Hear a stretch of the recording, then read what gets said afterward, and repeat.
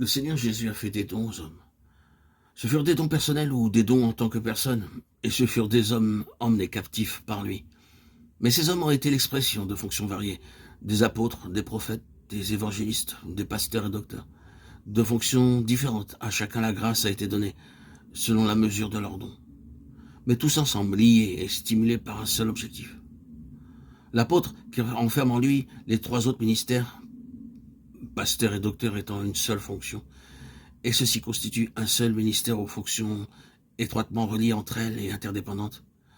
Ceux-ci ne sont pas différentes écoles ou catégories travaillant à part, mais seulement différents aspects ou fonctions d'un seul corps. Il doit y avoir une reconnaissance mutuelle, une évaluation mutuelle et une coopération mutuelle. La séparation de ces fonctions ne peut qu'entraîner une condition de déséquilibre et un manque d'équilibre, à toujours, pour résultat de la faiblesse et une perte. Accorder une importance déséquilibrée à l'évangélisation ne peut que donner des chrétiens immatures. Accorder une importance hors de proportion à l'enseignement peut avoir comme conséquence l'introversion qui est l'opposé de l'intérêt objectif pour le salut des hommes. Dans une assemblée locale constituée par le Saint-Esprit, toutes ces fonctions doivent être présentes pour sa pleine croissance. Ceux qui exercent le ministère doivent connaître quel est leur don particulier, leur grâce et leur onction particulière, et l'assemblée doit également le savoir. Les choses sont amenées dans la confusion lorsqu'il y a une tentative d'être et de faire autre chose que ce à quoi l'onction est destinée. Quelles situations pathétiques et même tragiques se produisent lorsque des hommes essaient d'être ce pourquoi ils ne sont pas oints. Un conducteur doit être manifestement oint pour cette fonction, et l'onction doit être acceptée et reconnue. La même chose doit être vraie de toutes les autres parties de l'unique ministère.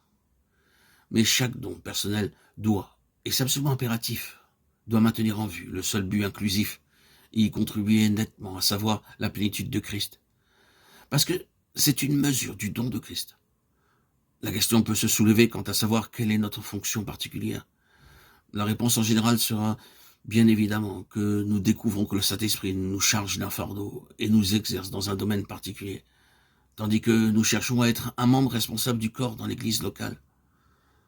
Remarquez, ceci n'est pas officiel. C'est-à-dire, ce n'est pas en étant désigné par des hommes ou par notre présomption, mais en étant exercé d'une manière spontanée et volontaire à être en souci pour les intérêts de Christ dans son corps. Le Seigneur garde son corps et ses membres exerçant le ministère. De la scène pathétique des ministères qui ne sont pas la projection assurée de « il a donné ». Il a donné non pas l'homme a choisi, a désigné ou a donné l'accès à l'estrade, à l'un quelconque qui voulait saisir l'occasion. L'action de donner du Seigneur est exaltée et sélective, spécifique et délibérée.